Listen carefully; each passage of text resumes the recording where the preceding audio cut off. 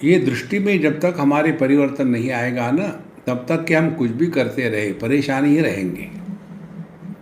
ये स्पष्ट है। अध्यात्म का तात्पर्य बुरी नज़र वाले अपनी नज़र टेस्ट करा ले।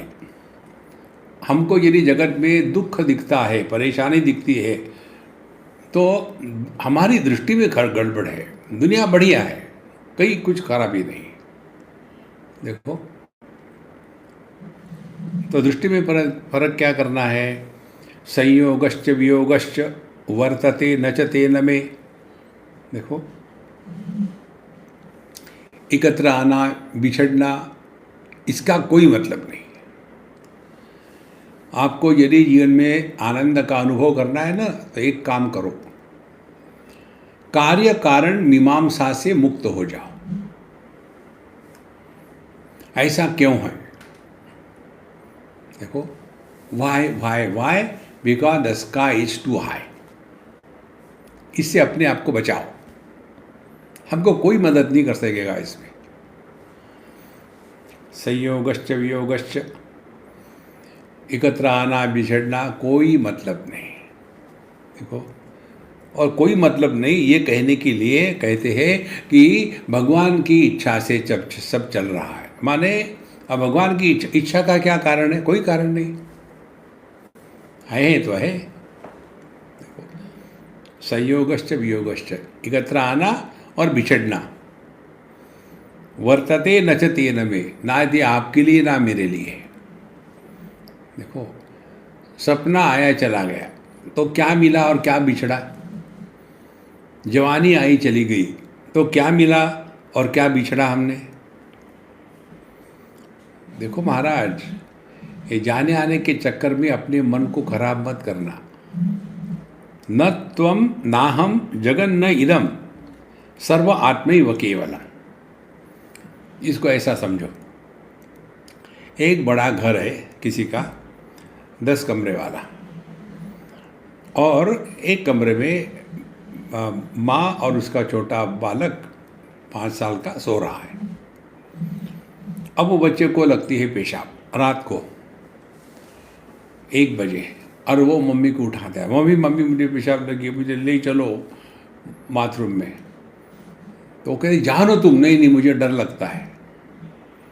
फिर मम्मी उठती है, उसको बाथरूम से पेशाब करवा के लाती है, फिर सो जाती है। अब ये एक घटना है। ऐसे क्या समझना है? देखो, उस बालक के लिए एक कमरे से दूसरे कमरे में जाना दुखदायक था। कारण क्या? एक कमरा दूसरा कमरा एक दूसरे से अलग है। और माँ की दृष्टि क्या है? दोनों कमरे एक ही घर में है, छत एक ही है, कमरे भले 2 हो।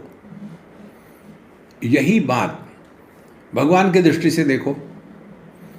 एक आदमी मर गया, समझो आपने अपने आप को जीव मान लिया है, थोड़े समय के लिए मान लेते हैं। एक आदमी मर गया, मरने के बाद इस कमरे से, इस शरीर से निकला, दूसरे शरीर में घुसा, तो मनुष्य के देह से निकला, गधे के शरीर में घुसा। वहाँ उसने बोझा उठाया, अखबार खाए, फिर वो गधे का देह भी मर गया। फिर वहाँ से निकला, फिर किसी गाय के देह में प्रवेश किया। तो हमारे लिए एक देह, दूसरा देह, तीसरा देह अलग अलग है, लेकिन भगवान के दृष्टि से सभी मुझ में ही है, मुझसे अलग कोई है ही नहीं। देखो, इसीलिए संयोगश्च वियोगश्च वर्तते न च तेन में। संयोग वियोग हमारे लिए नहीं है, ना किसी के लिए, कोई मतलब नहीं। न त्वम न च अहम न जगत इदम। हे मैं तू दुनिया ये कुछ भी नहीं है, क्योंकि आत्मैव केवलम सर्वम, सब कुछ केवल एक ही परमात्मा में ये सब हो रहा है। देखो, सपने में हमारा मन ही दुनिया होता है, हमारा मन ही सुख दुख होता है, हमारा मन ही दोस्त दुश्मन होते हैं, हमारा मन ही रोगी और स्वस्थ होता है, हमारा मन ही भोग करने वाला होता है, हमारा मन ही भोग्य वस्तु होता है। एक ही मन सब कुछ बना है ना। और इसीलिए मन के दृष्टि से देखो, इनकी कोई सत्ता नहीं। इसीलिए न त्वम नाहम जगन्नेदम सर्वमात्मैव केवलम। इधर अपना ध्यान देना है कि कोई अपना नहीं, कोई पराया नहीं, सब यहाँ टाइम पास हो रहा है। अपना पराये का भाव आता है जब हमको लगता है कि मैं कुछ कर रहा हूँ, मुझे कुछ प्राप्त करना है, मुझे कुछ बचाना है, योगक्षेम के पीछे लगे हैं, तो संसार शुरू हो जाता है। कितनी स्पष्ट बात है संतो, इसको एकदम अस्पष्ट अस्पष्ट समझ लो। संयोगश्च वियोगश्च वर्तते न च तेन मे, न त्वं नाहं जगन्नेदम। ना तुम हो, ना मैं है, ना दुनिया है। सुषुप्ति अवस्था में चले जाओ तो कुछ भी नहीं हुआ, हम हैं, लेकिन वही आत्म तत्व है। आत्मैव केवलम सर्वम। इधर ध्यान दो संतो, बाकी सब ठीक है, ज़्यादा परेशान मत होना दुनिया में।